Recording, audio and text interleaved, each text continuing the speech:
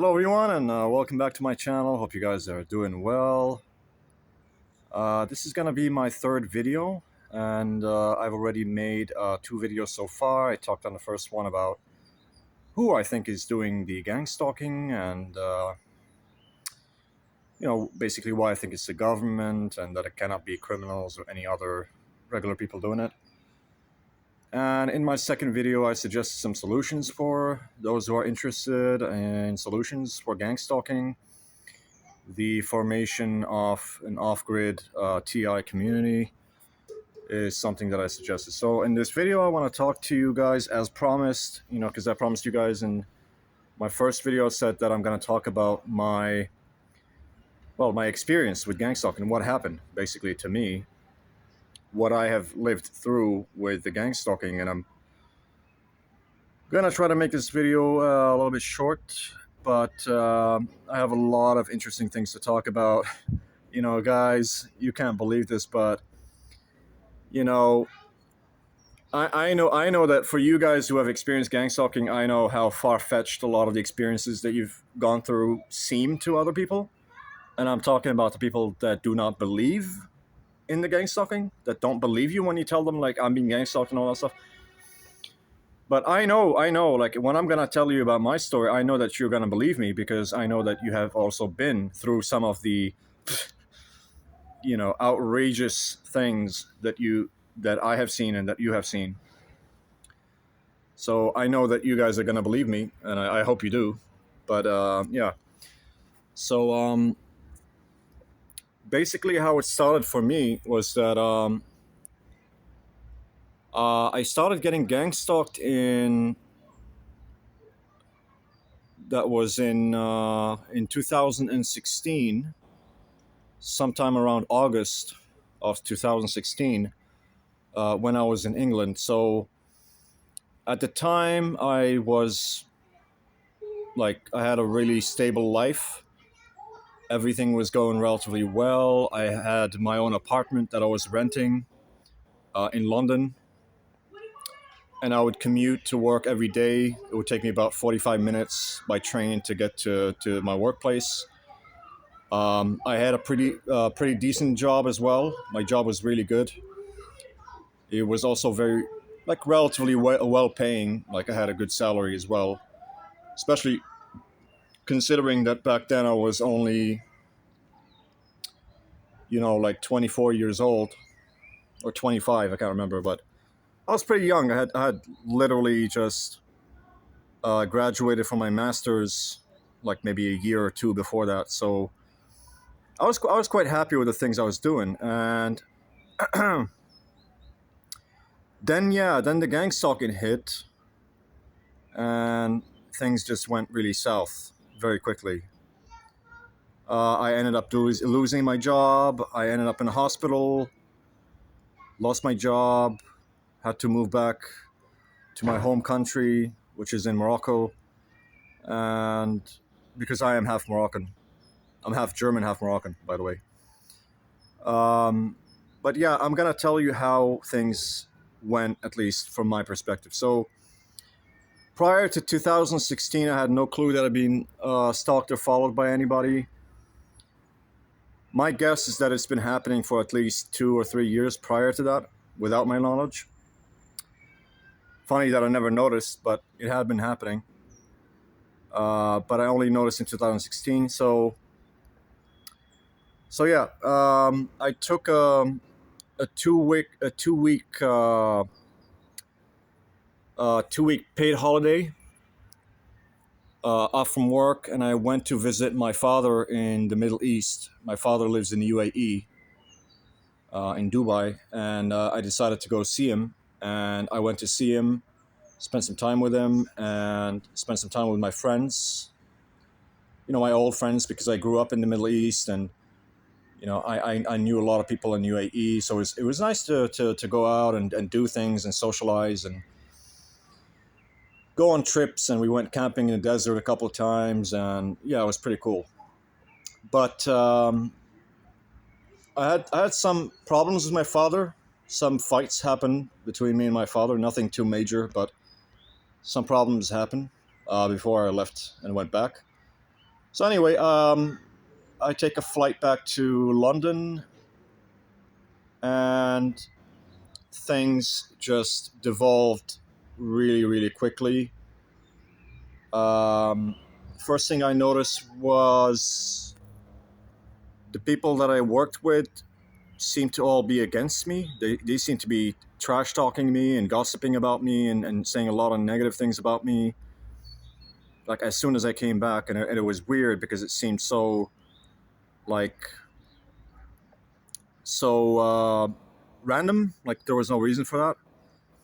So yeah, there was some bad things happening at work, and I noticed that my credit card I had a credit card, actually debit card, sorry. I noticed that it went missing, so I didn't have any card, so I couldn't like you know withdraw money, like buy things and stuff like that. So something happened. I don't know what it is. Somebody must have taken my card away. I was pretty sure that I had it when I was in the UAE before taking my flight, but as soon as I landed, it somehow went away. Well, clearly I managed to get back home, so I must have had my card with me to buy the train ticket to go back home. So it must have gotten stolen from me somewhere in London when I get back. Um, because of my altercation with my father and some of the problems I had with my father, actually, I remember that I didn't show up to work for like 2 days. Um, I can't remember, but I was just not feeling very good, and I decided to not go to work, and I missed work for 2 days, and then my father's friend shows up, a friend of his that lives in London, and we went out to I don't know, drink some coffee or something, and that's when I knew something was happening. I didn't know what it was, gang stalking. I didn't know any of this stuff, but I got this strong feeling that I am being watched and that people are following me, like I'm being stalked and watched. Something really weird. Like even the woman that was sitting next to in the other table next to us in the cafe. I don't know. I just got a really strong feeling that she was not there for regular purposes. Like she was spying on us or something. I had that feeling. But generally, I got the feeling that I was being watched and followed by people. Then it became very clear that people were harassing me as well. So it started that people would come up to me and ask me for a light, but do it in a really comical, funny way. And I would hear some people talking about me. I thought, what the fuck? I was like, that was like an aha moment. Like, dude, what the hell? These people are talking about me, man. That's some really private shit about my life. They were talking about how like I don't know, I'm like half German, half Moroccan, and this and that, and like a lot of details about my life, which seemed really, really weird. And basically, the friend told me, he looked at me and he said, "You have to learn to trust the people around you." And I don't know, man, but I knew something was wrong. I knew there was a problem. I knew something was going on, and he comes back after 2 days, and he tries to take me to a psychologist. Uh, because he saw that I was so like agitated, and I was visibly agitated. I was very, very agitated, very scared, very paranoid when I noticed the gang stalking happening, and so he tries to take me to the local GP to talk to to like a psychologist or something. And as we were waiting for that, then I just kind of bolted. I stayed with him for a bit, and then I don't know what happened, but I decided to bolt, and then he tries to follow me, and I got angry that he was trying to get me to talk to a psychologist, and I got angry, and I punched him in the face 3 times. I actually punched him in the face like 3 times, and then ran away. Then as I'm running away and going back to my house, I'm thinking in my head, damn man, something's going on, and I just had this really strong feeling like I have to escape to the woods. I have to go to the woods now. I have to go somewhere where there's no people. And as I'm as I'm like going back to my house, I see this girl. She's doing something with her phone. She's like standing in a bus stop. She's doing something with her phone, and I thought that she was like using an application to track me or to take photos of me or something like that. So I go to her and I start shouting. I'm like, "Give me your phone! Show me your phone! Why are you spying on me? Why are you doing this?" And she got really visibly scared, like she thought I'm gonna stab her or something. This is London. London people get stabbed all the time. And then I just scooted and I bolted. And then she called the police on me. She told the police that I stole her phone, which is a lie because I didn't. Actually, the phone that she used to call the police is the very phone that she's talking about. So I didn't actually steal her phone. But as soon as I show up to my place, the police are there and they arrest me. I got arrested. And they read me the Miranda rights. You have the right to remain silent, and anything you say or do will be used against you in the court of law. Blah blah blah blah. And they take me to a jail cell, to a police station, and yeah, and then they get me to talk to the chief police executive or whatever, chief police officer, and in that moment, my speech was not even coherent to any certain degree, and then they just put me in a jail cell. And then later on, they tried to get me to speak to a psychologist, but that didn't go very well because I tried to, I can't remember, I tried to attack her or something like that. And but yeah, I spent that night in a jail cell, and then they just saw that I was not in a good mental condition, and they sent me to a psychiatric hospital. And that was really shit because you know I was already like paranoid. I was already like really really agitated by all the things that I had witnessed with the gang stalking and all that. And the people that were in that place were not the best people to be around. A lot of them were criminals, a lot of them were dangerous. A lot of them were criminals, and a lot of them were dangerous, and a lot of them were not particularly nice people. And some of them tried to attack me and whatever. So they put me on medication, and I stayed in that hospital for 2 months. Actually, it was horrible. It was a really really horrible experience. I met some interesting people there. Some pretty interesting people that had like bipolar and schizophrenia and all kinds of stuff. But they just I didn't actually talk to anyone there about about the gang stalking that I witnessed, but for some fucking reason the doctor put on my record that I was hearing voices or something, or that I thought that people could broadcast voices into my head. And I was really surprised by that because I never said that. I never said that people could read my thoughts or whatever. So I was kind of surprised they did that. But anyway, so eventually I got discharged from the hospital, and I go back to work, and I was really really heavily sedated, heavily drugged up on this medicine called Invega. It's the worst antipsychotic in the history of mankind. It really is horrible. I couldn't think properly. I couldn't function. So my job performance declined, and within the span of like 6 to 8 months, I just lost my job. Well, I quit my job because I just couldn't work anymore.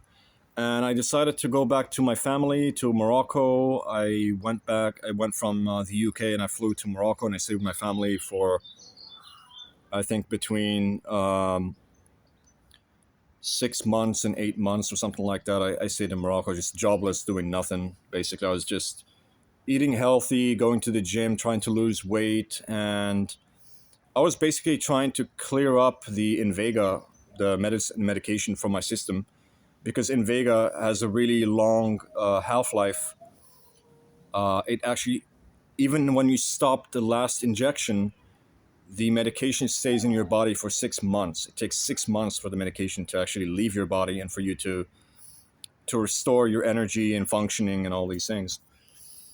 So so yeah, I mean, I stayed in Morocco for like I said, 6 months or 8 months, and then eventually I decided to pack my bags, and I went and I flew to Germany, and I stayed there I think for like a month, and at that time I was I was applying to some jobs, and I had actually gotten an opportunity with IKEA in Sweden.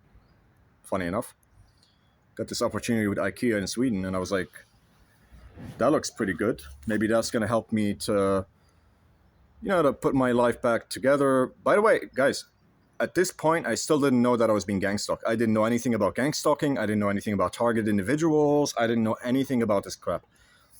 All I knew was, something happened.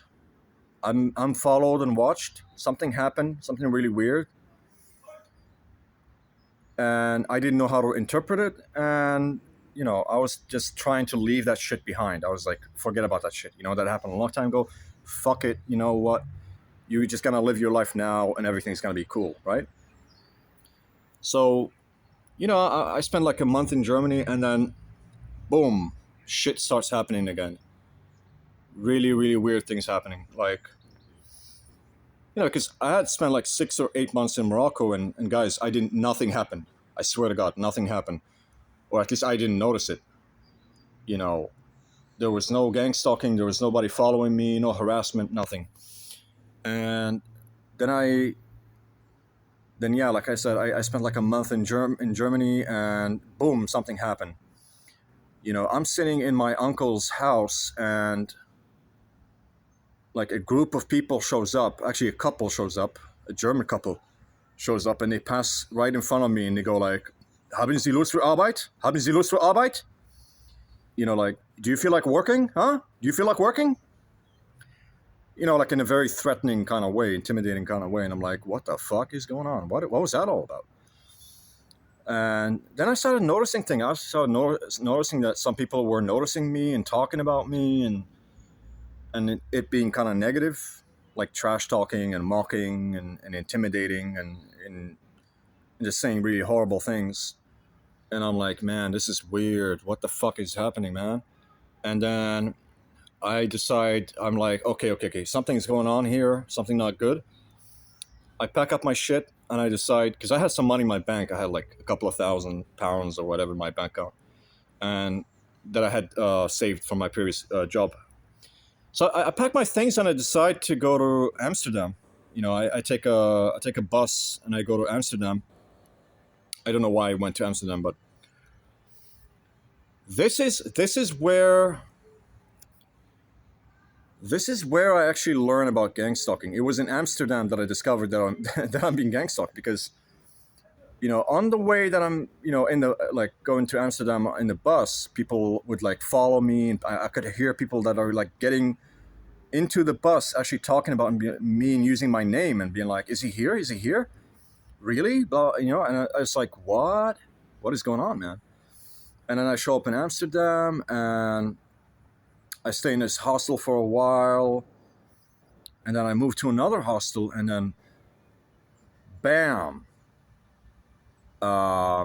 massive gang stalking in the streets, but also street theater. That was the first time I actually saw the street theater, like massive, massive, massive street theater happening.